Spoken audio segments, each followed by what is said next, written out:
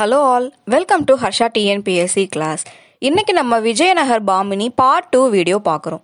Part 1 video பார்க்காதவங்க போய் பார்த்துட்டு வந்துருங்க. அந்த வீடியோவோட கண்டினியூவேஷன் தான் இந்த வீடியோ. முன்னாடி பார்ட் 1 வீடியோவில் இங்கிலீஷில் மட்டும் கொடுத்துருந்தேன். அதோட தமிழ் வெர்ஷன் நான் உங்களுக்கு கொடுக்கல, ஆனால் எக்ஸ்பிளைன் பண்ணும்போது தமிழில் பண்ணியிருந்தேன். இப்போ உங்களுக்கு நான் தமிழ்லையும் எழுதியிருக்கேன். இதை ஒன்ஸ் ரீட் பண்ணிக்கோங்க. நான் ஸ்லோவாக ஸ்க்ரால் பண்ணுறேன். ஒன்ஸ் ரீட் பண்ணிக்கோங்க. தமிழில் இருக்கிறத ரீட் பண்ணிக்கோங்க. இதை பிடிஎஃப் டாக்குமெண்ட்டாக நாங்கள் உங்களுக்கு ப்ரொவைட் பண்ணும்போது போத் தமிழ் அண்ட் இங்கிலீஷில் டைப் பண்ணி கொடுத்துருப்போம். இன்னைக்கு வீடியோவில் தமிழ் இங்கிலீஷில் பார்க்குறோம், ப்ராப்ளம் இல்லை. பார்ட் 1 வீடியோ மட்டும் ஒரு 2 minutes நான் ஸ்க்ரால் பண்ணுறேன், அதை பார்த்துக்கோங்க. ரீட் பண்ணுறதுக்கு ஈஸியாக இருக்கும். இது பார்க்க வேண்டாம் அப்படின்னு தோணுச்சுன்னா நீங்கள் இதை ஸ்பீட் பண்ணிக்கோங்க. வீடியோ ஸ்பீட் பண்ணிவிட்டு இன்னைக்கு வீடியோவை பார்க்க ஆரம்பிச்சிருங்க.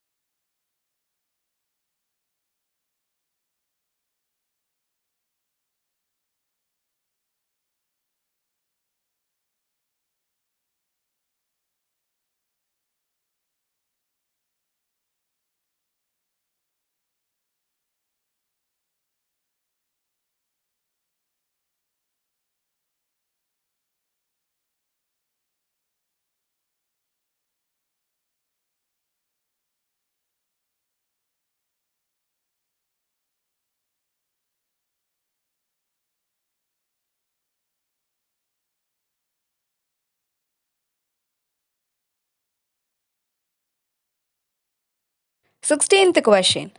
Harihara and Bukka was served under Veera Ballala II. Harihara மற்றும் புக்கா இரண்டாம் வீர பல்லாலாவின் கீழ் பணியாற்றினார். இதில் நமக்கு ஸ்டேட்மெண்ட் கரெக்டாக தான் கொடுத்துருக்காங்க. ஆனால் வீர பல்லாலா 2ன்னு கொடுத்துருக்காங்கல்ல, இது வீர பல்லாலா 2 இல்லை, வீர பல்லாலா 3.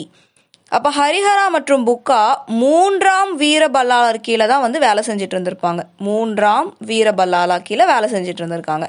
ஃபர்ஸ்ட் ஸ்டேட்மெண்ட் தப்பாக இருக்குது.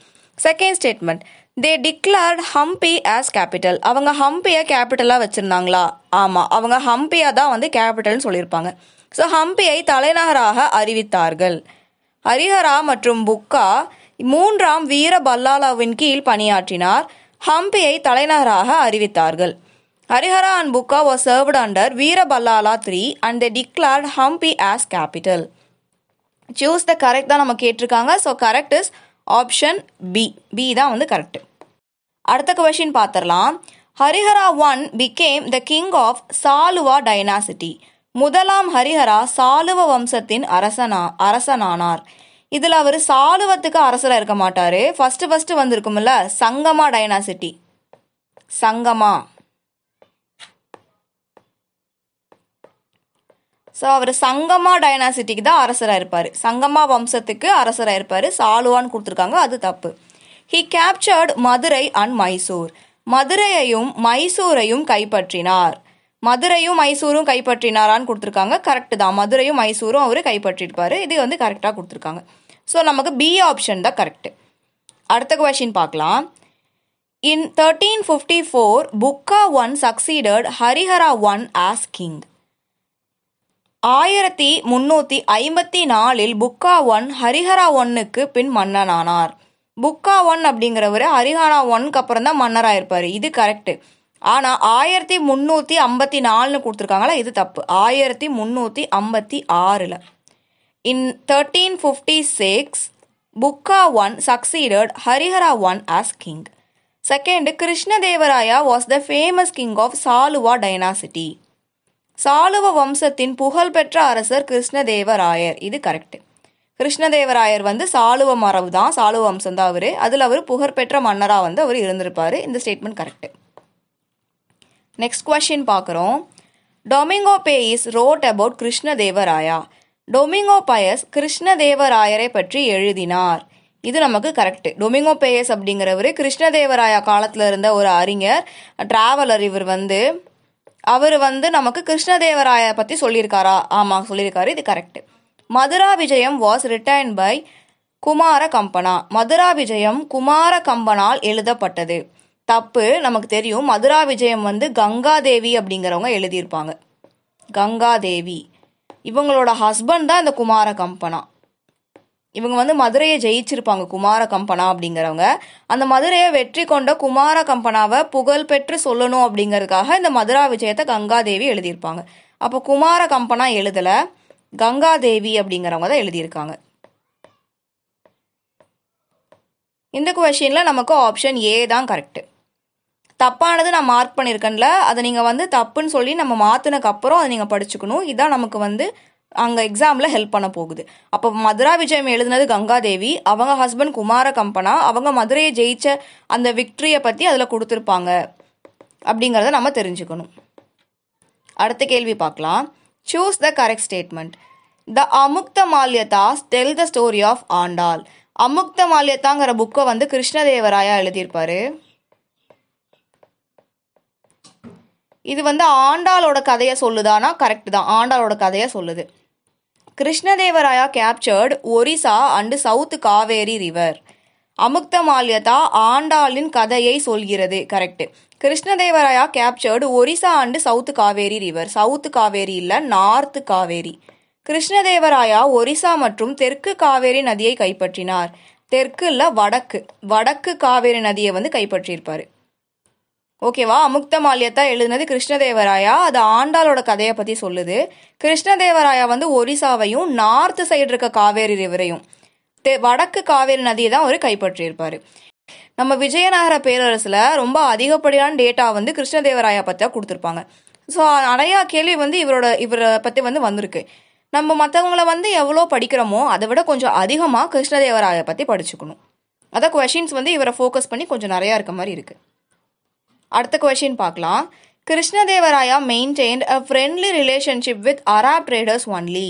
கிருஷ்ணதேவராயா வந்து ஃப்ரெண்ட்லி ரிலேஷன்ஷிப். அப்போ கிருஷ்ணதேவராயா அரபு வணிகர்களுடன் மட்டுமே, இந்த மட்டுமே நம்ம நோட் பண்ணணும், நட்புறவு பேணி வந்தார். அரபு ட்ரேடர்ஸ்ட மட்டும்தான் அவர் வணிகம் வச்சிருப்பாரா? இல்லை. வேற யார்கிட்டலாம் ஒரு ட்ரேடிங் ரிலேஷன்ஷிப் வச்சிருந்தாரு? நல்லா ஃப்ரெண்ட்லி ரிலேஷன்ஷிப் வச்சிருந்தாரு. இந்த கொஸ்டினை சர்ச் பண்ணி கமெண்ட்ல சொல்லிடுங்க. Krishnadevaraya was a great scholar. Krishnadevaraya ஒரு சிறந்த அறிஞர். இது செகண்ட் நமக்கு கரெக்டாக கொடுத்துருக்காங்க. ஆனால் ஃபர்ஸ்ட் ஒன் வந்து ஃப்ரெண்ட்லி ரிலேஷன்ஷிப் அரப் கிட்ட மட்டும் வச்சிருக்க மாட்டாரு, இன்னும் சில பேர்த்துக்கிட்ட கூட நட்புறவு வந்து வச்சிருந்தாரு. அது யாரு அப்படிங்கிறத கமெண்ட்ல சொல்லிடுங்க. நீங்கள் சர்ச் பண்ணணும் அப்படிங்கறதுக்காக தான் கமெண்ட்ல சொல்கிறேன். இக்னோர் பண்ணாமல் சர்ச் பண்ணி கமெண்ட்ல சொல்லிடுங்க. அடுத்த கொஸ்டின் பார்க்கலாம். Ashtadiggajas a group of 7 scholars adorned in Krishnadevaraya court. Ashtadiggajam, இது வந்து திக்கஜஸ்ன்னு கொடுத்துருக்காங்க. அஷ்டதிக்கஜம் 7 அறிஞர்கள் குழு கிருஷ்ணதேவராயா நீதிமன்றத்தில் வழங்கப்பட்டது. அவர் வந்து வச்சிருந்தாரு அந்த மாதிரி சொல்றாங்க. 7 கிடையாது, 8.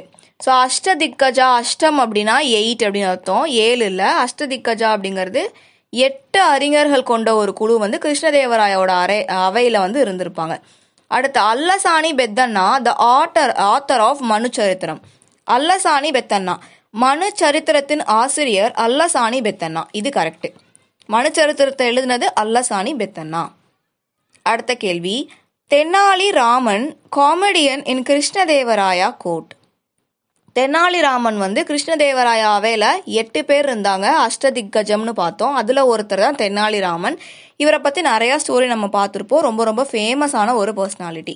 இவர் கிருஷ்ணதேவராயோட கோர்ட்டில் இருந்தாரா? கரெக்டு தான், கிருஷ்ணதேவராயோட கோர்ட்டில் வந்து இவர் இருந்திருப்பார். பேட்டில் ஆஃப் தலிகோட்டா 1566ன்னு கொடுத்துருக்காங்க, இது தப்பு. Battle of Talikota 1565. அப்போ தெனாலிராமன் கிருஷ்ணதேவராயார் நீதிமன்றத்தில் நகைச்சுவை நடிகர். கரெக்டு. தலிகோட்டா போர் 1565. இந்த பேட்டில் ஆஃப் தலிகோட்டா அப்படிங்கிறது ராமராயா வந்து துளுவ மரபை சேர்ந்தவர். ரொம்ப ஓல்டஸ்டாக இவர் இருப்பார். இந்த சண்டை அப்போ இவர் ரொம்ப ஓல்டஸ்டாக இருப்பார். இவருக்கும் பாமினி அரசாங்கத்துக்கும் சண்டை நடக்கும். பாமினி வந்து விஜயநகரை கைப்பற்றணும் அப்படிங்கிறக்காக சண்டை நடக்கும். இந்த சண்டையில் வந்து பாமினி அரசாங்கம் வந்து ஜெயிச்சிருவாங்க. துளுவாக்கு அடுத்து வந்து ஆரவீடு அப்படிங்கிற மரபு வந்து வந்திருக்கும். ஆரவீடு அப்படிங்கிறது இது நம்ம டீட்டெயில்டாக இவங்களை பற்றி குரோனாலஜிக்கல் ஆர்டர்னு சொல்லிட்டு ஒரு போஸ்ட் போடுவோம். நம்ம வரிசையாக இந்த விஜயநகர் பாமினியோட அரசர்களோட வரிசையை பற்றி ஒரு வீடியோ போடுவோம். அதில் இன்னும் கொஞ்சம் டீட்டெயில்டாக நம்ம பார்க்கலாம். அடுத்த question, the successors of Krishnadevaraya were strong. கிருஷ்ணதேவராயரின் வாரிசுகள் வலிமையானவர்கள். அடுத்தது, the combined force of Ahmednagar, Bijapur, Golconda and Bidar declared war on Vijayanagar. Ahmednagar, Bijapur, Golconda மற்றும் பிதார் ஆகிய நாடுகளின் கூட்டுப்படைகள் விஜயநகரத்தின் மீது போரை அறிவித்தனர். இவங்க வந்து நாடுகள்னு வரமாட்டாங்க, கம்பைன்டு ஃபோர்ஸஸா ஆகிய கூட்டுப்படைகள் மட்டும் வச்சுக்கலாம். இங்கே நமக்கு கண்ட்ரிங்கிற பேர் இல்லை, தமிழில் ஏதோ எரர் ஆயிருக்கு. பிதார் ஆகிய கூட்டுப்படைகள். ஓகேவா? இதில் ஃபஸ்ட்டு வந்து கிருஷ்ணதேவராயாவுக்கு அடுத்து வந்தவங்க அவங்களோட சக்சஸர்ஸ் வந்து ஸ்ட்ராங்காக இல்லை, வீக்காக இருந்திருப்பாங்க. இவங்க வீக்காக இருக்கிறனால தான் இவங்களோட ராஜ்யத்தை கைப்பற்றலாம் அப்படின்னு சொல்லிட்டு இந்த அகமது நகர், பிஜாப்பூர், கோல்கொண்டா, பிடார் இவங்கெல்லாம் படையெடுத்து வந்திருப்பாங்க. ஸ்ட்ராங்காக இருந்தால் படையெடுத்து அவங்க ஏன் வரப்போகிறாங்க? வீக்காக இருந்தனால தான் அதை கைப்பற்றலாம் அப்படின்னு படையெடுத்துட்டு வந்திருப்பாங்க.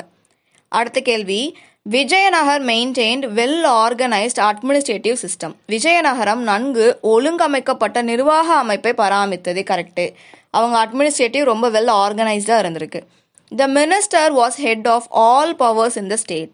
அமைச்சர் மாநிலத்தின் அனைத்து அதிகாரங்களுக்கும் தலைவராக இருந்தார். மினிஸ்டர் இருந்திருக்க மாட்டாரு, கிங் இருந்திருப்பாரு. அரசர் மாநிலத்தின் அனைத்து அதிகாரங்களுக்கும் தலைவராக இருந்தார். ஸோ விஜயநகர் பற்றி பார்க்கணுன்னா பெரும்பாலும் எல்லாத்துக்கும் அரசர் தான் தலைவராக இருந்திருப்பார். பெரிய பெரிய போஸ்டிங்க்கு வந்து அரசர் தலைவராக இருந்திருப்பார். அது ரொம்ப இம்பார்ட்டண்ட்டாக நம்ம வந்து நோட் பண்ணணும். Next question, the Vijayanagar empire was divided into 5 provinces. Vijayanagara பேரரசு 5 மாகாணங்களாக பிரிக்கப்பட்டது. 5 மாகாணங்களாக பிரிச்சிருக்க மாட்டாங்க, 6 மாகாணங்களாக பிரிச்சிருப்பாங்க. 6 மாகாணங்கள். The village was administered by hereditary officers. கிராமம் பரம்பரை அதிகாரிகளால் நிர்வகிக்கப்படுகிறது. கரெக்டு. ஒரு கிராமத்தில் எக்ஸாம்பிளுக்கு ஒரு அக்கௌண்டன்ட் இருக்காரு அப்படின்னா, அந்த அக்கௌண்டன்ட் இறந்துடுறாருனா இவரோட பையன் அவரையும் அக்கௌண்டண்ட்டாக படிக்க வச்சுருப்பாங்க. அவர் தான் அடுத்த அக்கௌண்டன்ட் ஆவார். ஸோ இது பரம்பரையாக தான் வந்துட்டுருக்கும். அவங்க ஒரு போஸ்ட்டில் ஒருத்தவங்க இருக்காங்க அப்படின்னா அவங்க இல்லாமல் போயிட்டா அதே வம்சத்தை சேர்ந்தவங்க, அதே குடும்பத்தை சேர்ந்த வேற ஒரு ஆளை தான் வந்து அந்த பணிக்கு அவங்கள அப்பாயிண்ட் பண்ணுவாங்க. இது ஹெரிடிட்ரியாக தான் இருந்திருக்கு. இந்த வில்லேஜ் அட்மினிஸ்ட்ரேஷன் பொறுத்த வரைக்கும் ஹெரிடிட்ரியாக இருந்திருக்கு. விஜயநகரா எம்பையரில் மொத்தமாக 6 provinces வந்து இருந்திருக்கு. அடுத்த கேள்வி, மகாநாயக்காச்சாரியாஸ் an officer between the villages and the central administration. மகாநாயக்காச்சாரியா கிராமங்களுக்கும் மத்திய நிர்வாகத்திற்கும் இடையே உள்ள அதிகாரி. இந்த மகாநாயக்காச்சாரியா அப்படிங்கிறவர் வில்லேஜுக்கும் சென்ட்ரல் அட்மினிஸ்ட்ரேஷன் கவர்மெண்ட்டுக்கும் நடுவில் இருக்க ஆஃபீஸரா அப்படின்னு கேட்டிருக்காங்க. கரெக்டு. அப்போ இந்த டேர்மை நம்ம நோட் பண்ணணும். நல்லா பார்த்துக்கோங்க. மகாநாயக்காச்சாரியாங்கிற ஒரு வார்த்தை கொடுத்துருக்காங்க. இவர் தான் வில்லேஜுக்கும் சென்ட்ரல் அட்மினிஸ்ட்ரேஷனுக்கும் நடுவில் இருக்க ஒரு ஆஃபீஸராக இருக்கார். ரொம்ப ரொம்ப ரொம்ப இம்பார்ட்டண்ட்டு. இது வந்து கரெக்டான statement. The army considered of the infantry only. இராணுவம் காலாட்படையை மட்டும் கொண்டிருந்தது. காலாட்படையை மட்டும் இல்லை, குதிரைப்படையும் கொண்டிருக்கும், யானைப்படையும் கொண்டிருக்கும். Infantry, cavalry, elephantry. அப்போ யானைப்படை, குதிரைப்படை, இது ரெண்டுமே வந்து இருக்கும். மட்டுங்கிற தப்பு. இராணுவம் காலாட்படை, யானைப்படை, குதிரைப்படையை கொண்டிருந்தது. இந்த மகாநாயக்காச்சாரியாங்கிறது இம்பார்ட்டன்ட். கொஷினில் இப்போல்லாம் வந்து புரியாத மொழியில் ஒரு வார்த்தை கொடுத்து அதோட மீனிங் என்ன, அது யாரோட வருது, அது யாருக்காக சொல்லியிருக்காங்க, இந்த மாதிரிலாம் கொஷின் கேட்குறாங்க. ஸோ இந்த இது ரொம்ப ரொம்ப இம்பார்ட்டன்ட். மகாநாயக்காச்சாரியா அப்படிங்கிற ஆஃபீஸர் வில்லேஜுக்கும் சென்ட்ரல் அட்மினிஸ்ட்ரேஷனுக்கும் நடுவில் ஒர்க் பண்ணுற ஒருத்தர். வில்லேஜில் ஒன்று நடந்தால் அது சென்ட்ரலில் சொல்கிறதும், இல்லை சென்ட்ரலில் ஒன்று வந்து அனௌன்ஸ் பண்ணுறாங்கன்னா அது வில்லேஜில் சொல்கிறதும் இந்த மகாநாயக்காச்சாரியாவோட வேலை. அடுத்த question, The commander-in-chief was in charge of the army. படை தளபதி இராணுவத்திற்கு பொறுப்பாக இருந்தார். ஸோ படை தளபதி தான் வந்து இராணுவத்துக்கு பொறுப்பாக இருப்பார். இது கரெக்டு தான். Administration revenue was the main source of income. நிர்வாக வருவாய் முக்கிய வருமான ஆதாரமாக இருந்தது. நிர்வாக வருவாய் ஆதாரமாக இருந்திருக்காது, லேண்ட் ரெவன்யூ, நில வருவாய் தான் ஆதாரமாக இருந்திருக்கும். நில வருவாய் முக்கிய வருமான ஆதாரமாக. அப்போ விஜயநகர பேரரசில் அவங்களுக்கு முக்கியமான ஆதாரமாக வருவாய் எதில் இருந்திருக்குன்னா நிலத்துலேருந்து கிடச்சிருக்கு. Land revenue was the main source of income. ரொம்ப ரொம்ப ரொம்ப important. Land revenue was the main source of income. So Vijayanagara கிங்டமில் அவங்க மெயின் சோர்ஸ் ஆஃப் இன்கம் என்ன, எதோட ரெவன்யூ அவங்களுக்கு மெயின் சோர்ஸ் ஆஃப் இன்கம் அப்படின்னா land. Next question. In Vijayanagar period, major importance was given to agriculture and in building dams and canals. Vijayanagara காலத்தில் விவசாயம் மற்றும் அணைகள் மற்றும் கால்வாய்கள் கட்டுவதில் பெரும் முக்கியத்துவம் கொடுக்கப்பட்டது. ஆமாம், அவங்க பீரியடில் அக்ரிகல்ச்சர், பில்டிங் டேம், கேனல், கால்வாய் கட்டுறது, அணை கட்டுறது, இதெல்லாத்துக்குமே விவசாயம் பண்ணுறதுக்கு எல்லாமே ரொம்ப முக்கியமான ஒரு இடம் வந்து கொடுத்துருந்தாங்க. கரெக்டு தான். த minister was the supreme judge. Already சொல்லியிருந்தேன், விஜயநகர பேரரசை பொறுத்த வரைக்கும் எல்லா பெரிய பதவியிலையுமே அரசர் தான் இருந்திருப்பாரு. அப்போ மினிஸ்டர் வருமா, king. The king was the supreme judge. அமைச்சர் இல்லை, அரசர். அரசர் உச்ச நீதிபதியா இருப்பாரு. ஒரு தண்டனை வந்து அரசர் தராரு அப்படின்னா நம்ம திருப்பி அரசர்கிட்டயே மேல்முறையீடு பண்றோம், இல்லை இது வந்து நாங்கள் தெரியாமல் பண்ணிட்டோம், இது வந்து மன்னிச்சிருங்க அப்படின்னு பண்றோம்னா உச்சபட்ச நீதிபதியோட அதிகாரம் வந்து அவருக்கு தான். அவர் நினைச்சா அவங்களுக்கு மன்னிப்பு வழங்கி விட்டுறலாம். ஸோ அந்த காலத்தில் அரசர் தான் சுப்ரீம். விஜயநகரா காலத்தில் சுப்ரீம் ஜட்ஜாக இருந்தது அரசர். அவர் நினச்சா எந்த தண்டனையாக இருந்தாலும் ரத்து பண்ணிடலாம். அடுத்த கேள்வி, இன்னைக்கு வீடியோக்கான கடைசி கேள்வி இதுதான். Women were not educated in Vijayanagar period. Vijayanagara காலத்தில் பெண்கள் கல்வி கற்கவில்லை. அடுத்த statement. Women occupied a high position and took an active part in political, social, literary life of the empire.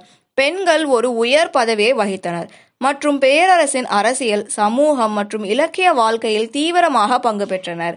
பெண்கள் கல்வியை கற்கல அப்படின்னா அவங்க எப்படி எல்லாத்துலேயுமே பார்ட்டிசிபேட் பண்ண முடியும், ஆக்டிவாக இருக்க முடியும்? அப்போ செகண்ட் ஸ்டேட்மெண்ட் கரெக்டுனா ஃபர்ஸ்ட் ஸ்டேட்மெண்ட் தப்பாக இருக்கணும். பெண்கள் வந்து விஜயநகரா பீரியடில் கல்வி கற்றிருக்காங்க, கல்வி கற்றனர். கற்கவில்லைன்னு கொடுத்துருக்காங்க, கற்றனர். ஓகேவா? Women was educated in Vijayanagara period. அதனால அவங்க என்ன பண்ணியிருக்காங்க, ஹை பொசிஷனில் இருந்திருக்காங்க, உயர் பதவியில் அவங்க வகித்திருக்காங்க. ஆக்டிவ் பார்ட்டின்னு எதுலலாம் பார்த்துக்கோங்க, அரசியலில், சமூகத்தில், இலக்கிய வாழ்க்கையிலையும் தீவிரமாக அவங்க பங்கு பெற்றிருந்திருக்காங்க. இன்னைக்கு வீடியோவில் நம்ம வந்து டோட்டலாக 15 கொஷின்ஸ் பார்த்துருக்கோம். ஒரு கொஷின்லையும் 2 ஸ்டேட்மெண்ட் வீதம் 30 கொஷினை பற்றி டீட்டெயில் டிஸ்கஸ் பண்ணியிருக்கோம். 30 கொஷினுமே ரொம்ப ரொம்ப இம்பார்ட்டண்ட்டான கொஷின். கேள்வி வந்து உங்களுக்கு தேர்வு நோக்கில் தான் கேட்கப்படுது. எதை அவங்க கேட்பாங்க, ஸ்டேட்மெண்ட்டில் கேட்டால் எப்படி ஆன்சர் பண்ணணும், மேட்ச் த ஃபாலோயிங்கில் கொடுத்தா எப்படி ஆன்சர் பண்ணணும், ஒன்லைன்லாம் இருந்தால் கூட எப்படி ஆப்ஷனை எலிமினேட் பண்ணி ஆன்சர் பண்ணணும் அப்படிங்கிறத நீங்கள் அனலைஸ் பண்ணணும். ஏன்னா அந்த அளவுக்கு ஸ்டாண்டர்டாக கொஷின் வந்து டபுள் செக் பண்ணி தான் உங்களுக்கு எடுத்துகிட்டு வரும். சிம்பிளி அப்படியே டைப் பண்ணி எடுத்துகிட்டு வந்து உங்களுக்கு எக்ஸ்பிளைன் பண்ணலை. ஃபஸ்ட்டு கொஷின் செட் பண்ணிவிட்டு கொஷின்ஸை டைப் பண்ணிவிட்டு கிராஸ் செக் பண்ணக்கப்புறம் டபுள் செக் நடக்கும். 2 பேர் வெரிஃபை பண்ணுவாங்க, இந்த கொஷின்லாம் ஸ்டாண்டர்டாக இருக்கா, சொல்லலாமா, ஸ்டூடெண்ட்ஸுக்கு யூஸ்ஃபுல்லாக இருக்குமாங்கிற டபுள் செக் முடிச்சக்கப்புறம் தான் உங்கள்கிட்ட வருது. ஸோ கொஷின்ஸோட குவாலிட்டியில் வந்து நீங்கள் பார்க்கும்போது தெரியும், நமக்கு வந்து இத்தனை நாள் கேட்கப்பட்ட கேள்வியில் எந்த மாதிரிலாம் கேட்டிருக்காங்கிறத அனலைஸ் பண்ணி தான் கொஷின்ஸ் வந்து உங்களுக்கு இருக்குது. இதை நீங்கள் திருப்பி ரிவிஷன் பண்ணுறது மூலியமாகவே உங்களுக்கு என்டையராக எல்லாமே கவர் ஆயிரும். நீங்கள் இதை படித்து முடிச்சு புக் எடுத்து லெசன் ரீட் பண்ணிங்கன்னா அதில் இருக்க ஒரு லைனுமே உங்களுக்கு வந்து மனப்படமாக தெரியும். ஒரு லைன் கூட மிஸ் பண்ணாமல் போத் தமிழ் அண்ட் இங்கிலீஷில் ப்ரொவைட் பண்ணிகிட்ருக்கோம். போன வீடியோ வந்து எங்களுக்கு தமிழில் கிராஸ் செக் பண்ணுறதுக்கு எங்கள் ஃபேக்கல்ட்டி இல்லை, அதனால தான் உங்களுக்கு வந்து தமிழில் ப்ரொவைட் பண்ணல. அண்ட் அதுக்கப்புறம் எழுதிட்டோம். ஐ திங்க் இதில் வந்து கொஞ்சம் ஸ்பெல்லிங் மிஸ்டேக் இருக்கும், அதனால தான் இதை சொல்லாமல் நான் இங்கிலீஷில் மட்டுமே வீடியோ உங்களுக்கு கொடுத்துருந்தேன். இதில் வந்து மிஸ்டேக் இருக்கும் அப்படிங்கிறதுக்காக. இப்போ வந்து ஃபேக்கல்ட்டி எங்களுக்கு வந்து ரெடி பண்ணி கொடுத்தனால நாங்கள் தமிழ்லேயும் எடுத்துகிட்டு வந்துட்டோம். இனி அப்கமிங் வீடியோ எல்லாமே தமிழ்லேயும் வந்திருக்கும், போத் தமிழ் அண்ட் இங்கிலீஷ் 2லேயுமே இருக்கும்.